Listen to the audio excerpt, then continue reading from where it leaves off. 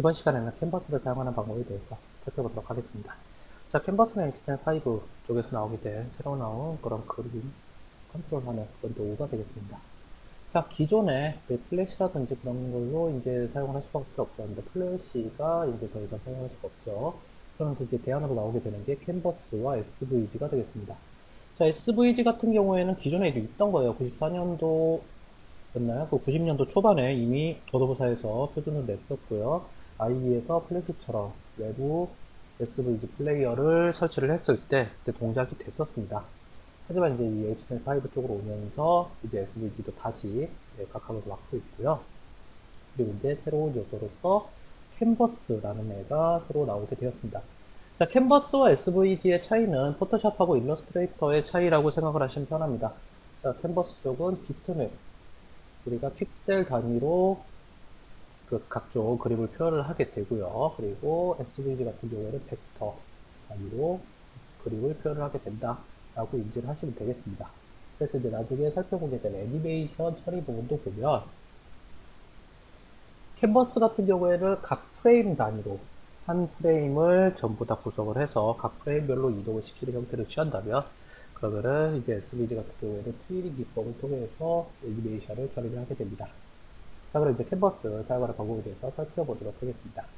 자, 캔버스를 크게 우리가 이 HTML에다가 그림을 그릴 영역만 지정을 해주고요. 그리고 나서 나머지 그림 그리는 건 다 자바스크립트 쪽에서 구성을 하게 됩니다. 자, 그거를 기억을 하시면 되겠고요. 자, 그럼 그림을 그리는 영역은 그냥 캔버스라고만 지정을 해주시면 되겠습니다. 자, 캔버스라고만 지정을 해주시면 HTML 문서 안에 그림을 그릴 수 있는 영역이 하나 만들어집니다. 자, 캔버스는 여러 개를 만들어 보셔도 돼요. 뭐 특정한 그런 섹션 안에 캔버스가 따로 다시 존재를 하셔도 되고요. 이런 식으로 여러 개의 그림을 그릴 수 있는 그런 곳을 지정을 하신 다음에 자, 저는 이제 하나만 사용을 할게요. 자, 캔버스가 여러 개가 있으면은 그럼 구분을 해줘야겠죠. 자, 캔버스의 ID 값을 이렇게 지정을 해줍니다. 그래서 300, 뭐 이런 식, 죄송합니다. C 캔버스 1, 이런 식으로 지정을 하죠. 자, 이렇게 지정해 주시게 되면은 이제 자바스크립트에서 이 ID 값을 통해서 우리가 지정한 그런 영역에 접근을 하게 될 것입니다. 자, 그림을 그릴 수 있는 영역을 지정을 했는데 이 영역에 대해서 우리가 크기를 지정을 해줘야 돼요. 가로와 세로. 자, 크기를 지정을 할 때, 각 요소에 대해서 크기를 지정을 할 때, 웹표준에서는, HTML5에서는 CSS에서 지정을 하도록 되어 있습니다. 위드스 값이라든지 하이트 값을. 근데 이 캔버스 같은 경우는 브라우저에 버그가 좀 있어서 이 CSS에서 넓이 높이를 지정을 하면은 제대로 동작이 안 되는 그런 경우들이 좀 발생을 합니다. 그렇기 때문에 어쩔 수 없이 위드스 하이트 속성을 이 캔버스 태그에다가 사용을 해 주시던지 아니면 자바스크립트에서 넓이 높이를 먼저 지정을 하고 사용하는 그런 방식으로 활용을 하도록 하겠습니다. 자, 여기서는 자바스크립트 쪽에서 우리가 지정을 하는 걸로 살펴보고 갈 건데 우선은 지금 한번 봐야 되니까 위드스 그 다음에 하이트 값을 지정을 하도록 하죠. 이렇게 지정을 하고 실제 캔버스가 지정이 된 거를 구분을 하기 위해서 실제로는 우리가 사용을 하지 않습니다. 여기서는 그냥 보더값 하나 잡아줄게요. 자, 보더 1픽셀 솔리드 샵 CCC 정도로 하나 잡아주도록 하죠. 자, 이렇게 잡아주시면 이렇게 화면에 300, 200대는 그런 캔버스가 하나 잡힌 거를 확인을 하실 수가 있습니다. 자, 이제 이렇게 캔버스가 준비가 됐으면 이제 스크립트를 통해서 우리가 진행을 할 건데요. 자, 책에 나와 있는 방식처럼 바디에다가 넣어 주셔도 됩니다만 우리가 분리를 시킬 거기 때문에 자, 이제 jQuery에서 직접 하는 방식으로 제가 할게요. 자, jQuery를 사용하기 위해서는 jQuery를 한번 링크를 시켜 주셔야 되고요. 그 다음에 우리가 사용할 index.js 파일을 이렇게 링크를 시켜 주셔야 됩니다. 이제 index.js 파일을 가지고 있고요. 자, 이제 이 index.js 파일에다가 로드가 끝났을 때 바로 실행이 되도록 하기 위해서 제가 달러 펑션이라는 그런 이벤트를 하나 잡아놓도록 하겠습니다. 이 이벤트는 페이지가 로드가 끝났을 때 이 안에 있는 내용이 그대로 실행이 되게 됩니다. 자, 그럼 이제 캔버스를 사용을 할 건데요. 자, 이제 아이디를 통해서, 자, 해당되는 그런 캔버스를 읽어올 거예요. 자, 읽어옵니다. 변수, C라는 변수를 하나 만드시고요. 그 다음에 도큐먼트 점, 자, get element by id 라는 형태를 통해서 id 값으로 읽어오게 됩니다. 자, 이렇게 해주시게 되면은 canvas1이라는 id를 가지고 있는 그 요소를 읽어와서 이 C라는 변수에다가 매칭을 시켜주시는 거고요. 자, 그렇게 하고 나서 자, 추가적으로 기술을 하나 더 해주셔야 되는데요. 자, 이거를 모든 태그 중에서, 그러니까 뭐 id 값을 그 캔버스 1이라는 id 값을 가지고 있는 거를 가져오게 되는데, 우리가 이제 캔버스를 사용을 할 거기 때문에 여기서 추가적인 기술을 하나 더 해주게 됩니다. 자, 그 ctx라는 변수를 하나 만들어주고, c. 자, 좀 전에 우리가 요 캔버스라는 id 값을 가져온 c에다가 get context라는 그런 추가적인 그런 메소드를 하나 사용을 해줍니다.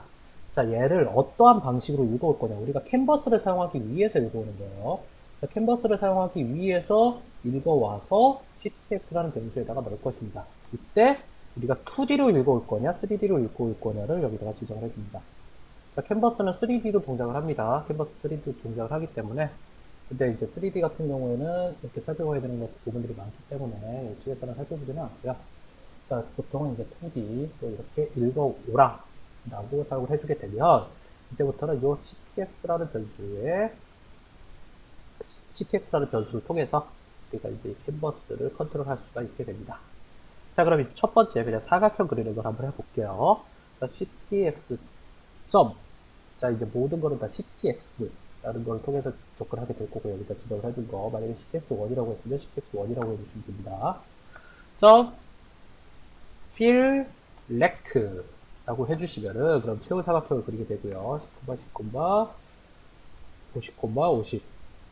자, 10, 10 좌표에서 시작을 하는 그럼 넓이 50, 높이 50의 사각형을 그려라 라는 형태가 완성이 되게 되고요. 실제 이제 실행을 하면은 이렇게 사각형이 그려지는 것을 볼 수가 있습니다. 자, 이게 이제 캔버스 사용하는 방식이에요. 이렇게 하고 나서 계속 이제 뭐 나는 또 다른 뭐 그 사각형을 그릴 거다. 이런 식으로 이제 계속 여기다가 적는 거예요. 뭘 그릴 거다, 뭘 그릴 거다, 뭘 그릴 거다 쭉 나열을 하면은 그러니까 나열된 만큼 이렇게 계속 예, 우리가 지정을 한 캔버스에 그려지게 됩니다. 자, 그렇게 인지를 하시면 되겠어요. 자, 그럼 기본은 자, HTML에서 캔버스 태그를 통해서 우리가 그릴 영역을 지정을 하게 되고요.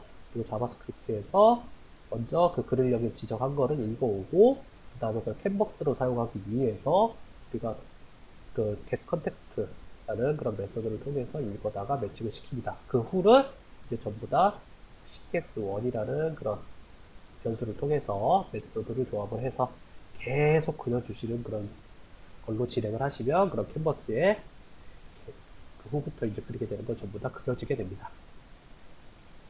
자, 책에서 뭐 그 따로 표시를 안 했습니다만 여기서 하나 더 보여드리도록 하죠. 자, 캔버스를 또 하나 지정을 하고요. 자, 이번에 캔버스 2라고 지정을 합니다. 자, 그러면 화면에는 이렇게 두 번째 캔버스가 나타나게 되겠죠. 자, 나타났는데 지금 보도가 없으니까 예, 보이지가 않는 거죠. 백그라운드를 잡아볼까요? 좀 연하게 하나 잡아보도록 하겠습니다.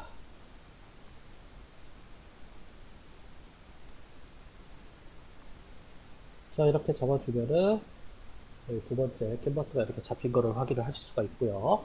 자, 그리고 두 번째 캔버스에다가 그리는 거를 하려면 자, 또 하나 캔버스를 하나 연결을 해야겠죠. 자, 연결을 할 때 변수가 부딪히게 되니까 자, 다른 이름의 변수로 쓰도록 하겠습니다. 제가 C2는 도큐먼트 get element by id 그리고 canvas 2 캔버스라고 해봤죠? 예, 캔버스라고 아이디 해놨으니까. 자, 그 값을 읽어오고요. 그 다음 반드시 사용하기 전에는 ctx 변수에다가 이렇게 해서 매칭 시켜 주셔야 됩니다.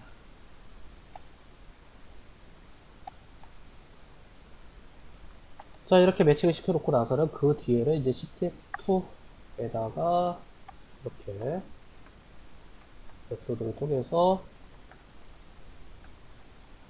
사용을 해주시면은 그러면은 그려지는 거를 확인을 하실 수가 있습니다. 자, 이제부터는 자, 첫 번째 캔버스에다가 그리는 거.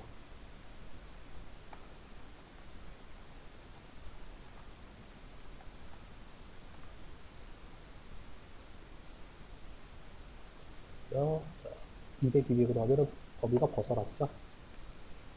자, 우리가 그 300, 200짜리 캔버스기 때문에 범위가 벗어나게 됐습니다. 자, 그려지죠. 다시 또 CTX2에다가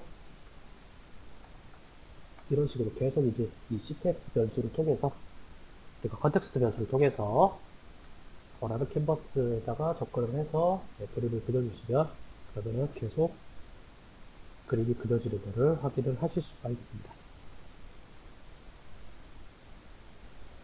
자, 그럼 이제 캔버스 추가적으로 이제 더 연결을 시켜보도록 하죠.